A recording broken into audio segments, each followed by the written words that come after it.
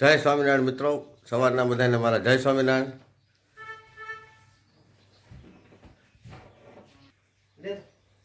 મિત્રો, અમારે ઘરે મિકી માઉસ છે, જોવો તમે આગળ તમને થોડીક વારમાં બતાવું.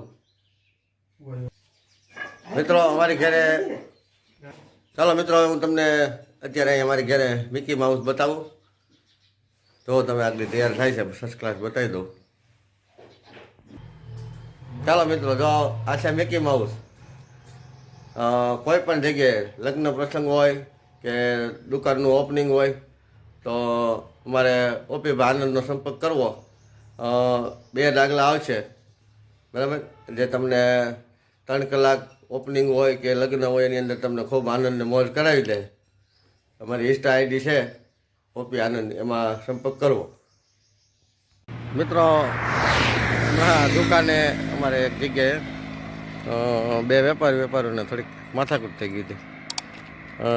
જોગનું જોગ સારી વસ્તુ છે કે હું પહોંચી ગયો, બહુ માથાકૂટ બહુ આગળ વધી ગઈ હતી, પણ આપણે વચ્ચે રહી અને 2 ભાઈઓને સમાધાન કરાવી નાખ્યું.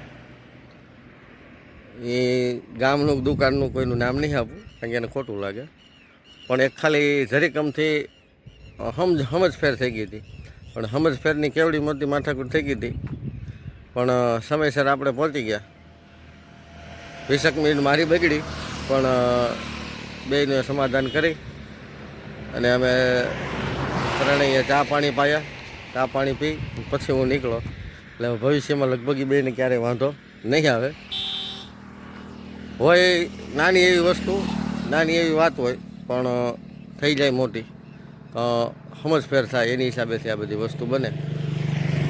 તો આ વસ્તુ એક બની એમનાથી મને ખ્યાલ આવી ગયો જીવનની અંદર કે સમજફેર થાય ત્યારે ઘડીક ખમી જવાનું, ઉતાવળ નહીં કરવાની, નકર મોટો મુદ્દો બને ખરો. એમ સમજફેર વગર સમજણ ન પડે અને